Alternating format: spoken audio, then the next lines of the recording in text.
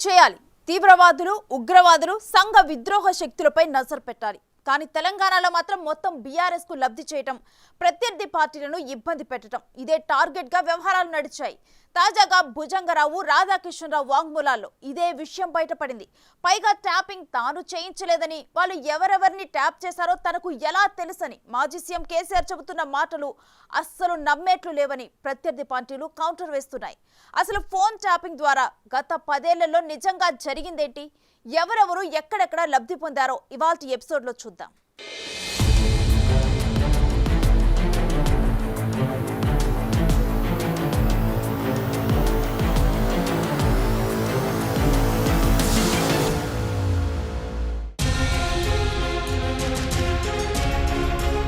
చేసిన పాపాలు ఎప్పటికైనా బయటపడతాయి. తప్పులు ఏ రూపంలోనైనా బయటకొస్తాయి. ఇప్పుడు ఫోన్ ట్యాపింగ్ పుట్ట బద్దలైంది. అంతా సీక్రెట్ గా చేశామని వాళ్ళనుకున్నారు. సీన్ కట్ చేస్తే అంతా ఓపెన్ అయిపోయింది.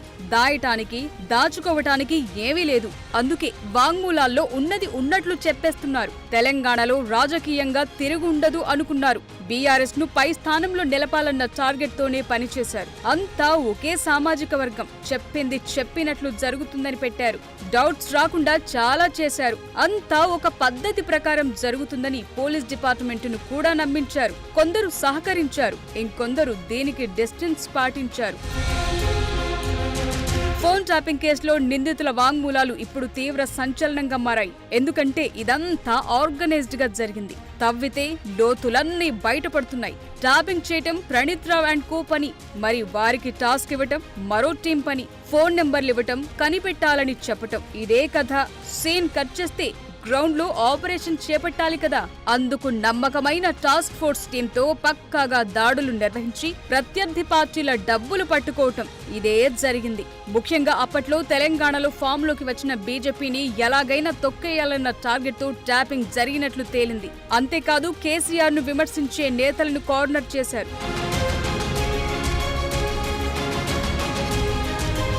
2014లో కేసీఆర్ అధికారం చేపట్టినప్పటి నుంచే ట్యాపింగ్ కథ మొదలైనట్లుగా అనుమానాలు పెరుగుతున్నాయి. కేసీఆర్ తొలి ప్రభుత్వంలో డిప్యూటీ సీఎంగా పనిచేసిన తాటికొండ రాజయ్యను ఉన్న ఫలంగా కేసీఆర్ తీసేశారు.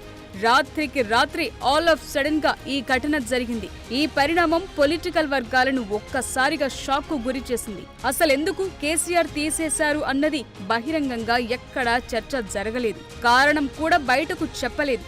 కానీ ఇంటర్నల్ గా ఫోన్లు వినటం, ఏదో తేడా జరుగుతోందన్న ఉద్దేశంతోనే తీసేశారన్నది ఈటెల రాజేందర్ చెప్తున్న మాట.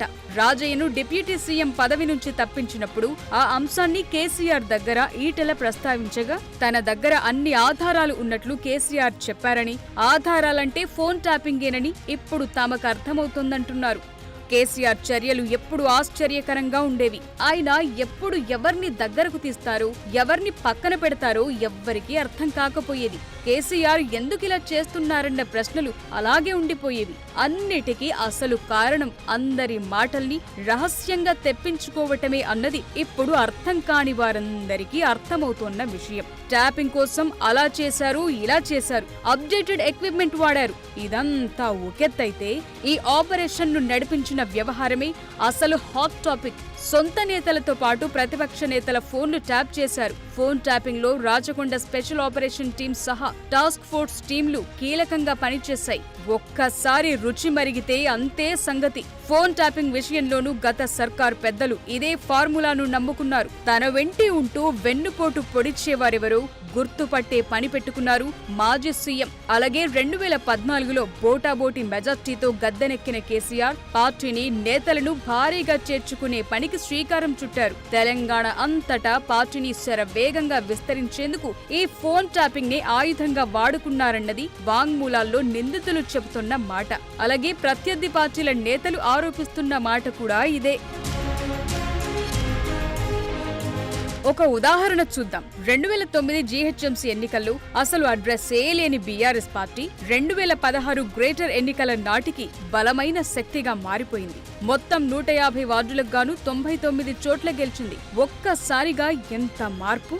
తెలంగాణ రావటం, కేసీఆర్ వైపు కాస్త వాతావరణం అనుకూలంగా ఉన్న హైదరాబాద్ వంటి చోట్ల వార్ వన్ సైడ్ అవటం చూస్తే తెర వెనుక ట్యాపింగ్ మ్యాటర్ ఎలా నడిచిందో అర్థమవుతోందంటున్నారు. ఎవరెవర్ని ఎలా డీల్ చేశారో, ఏం జరిగిందో అన్నది ఇంకా పూర్తి స్థాయిలో బయటకు రావాల్సింది. ఓవరాల్ గా ఈ ఎపిసోడ్ లో 2 మీడియా సంస్థల యజమానులతో నిఘా పెట్టించారు. రాజకీయ నేతల సమాచారంపై శ్రవణ్ కుమార్, దామోదర్ రావు ఎప్పటికప్పుడు అందించేవారు. మొత్తం సమాచారాన్ని ఐ న్యూస్ నమస్తే తెలంగాణ యజమానులు సేకరించారు. ఐ న్యూస్ ఎండీ శ్రవణ్ రావుకు బీఆర్ఎస్ ఎమ్మెల్యే హరీష్ రావుతో కాంటాక్ట్స్ ఉన్నాయని, దీంతో శ్రవణ్ రావు నాటి ఎస్బీఐ చీఫ్ ప్రభాకర్ రావును డైరెక్ట్ గా కలిసేవారని రాధాకిషన్ రావు దర్యాప్తులో చెప్పిన మాట. ప్రణీత్ రావు ఎస్బీఐ టీం మెంబర్స్ తో శ్రవణ్ రావుకు మంచి సంబంధాలుండేవి. ప్రతిపక్ష నేతలకు ఫినాన్షియల్ గా సపోర్ట్ చేసే వాళ్ల ఫోన్ నంబర్లు, అనుచరుల ఫోన్ నంబర్లను ప్రణీత్ రావుకు శ్రవణ్ రావు పంపించేవారని, అలా వాళ్లపై కూడా నిఘా పెట్టి డబ్బులు సీజ్ చేసేవాళ్లమని రాధాకిషన్ రావు చెప్పుకొచ్చారు. సో ఫోన్ ట్యాపింగ్ తో చాలా వరకు సానుకూల ఫలితాలు రావటంతో దీన్ని మరింత విస్తృతం చేశారన్నది తాజాగా నిందితులు చెప్తున్న వాంగ్మూలాలు చూస్తే అర్థమవుతోంది. దేశవ్యాప్తంగా అందరి దృష్టిని మునుగోడు బైపోల్ ఆకర్షించింది. ఎందుకంటే దేశంలో ఏ బైపోల్లోనూ పెట్టని ఖర్చు ఇక్కడ పెట్టారు. అడ్డు అదుపు లేదు.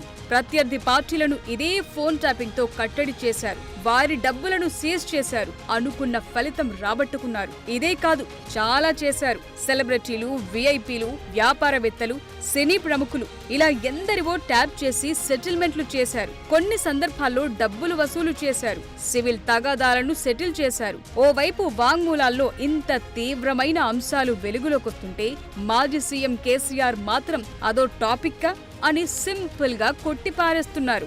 నిజానికి ఎవరి ఫోన్నైనా ట్యాపింగ్ చేయాలంటే డీజీపీ, అడిషనల్ డీజీపీ అనుమతుండాలి. కానీ ప్రతి ఫోన్ నెంబర్ పై స్థాయిలో రివ్యూ చేయటం సాధ్యం కాదు.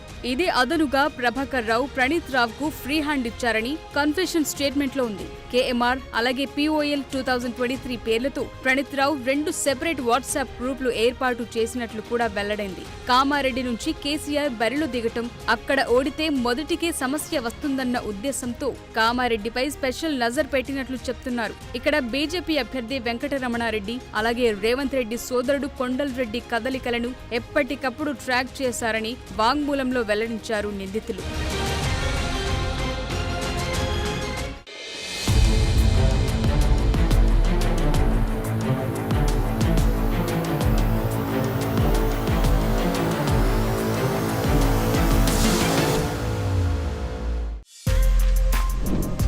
For more videos like this, subscribe Big TV channel.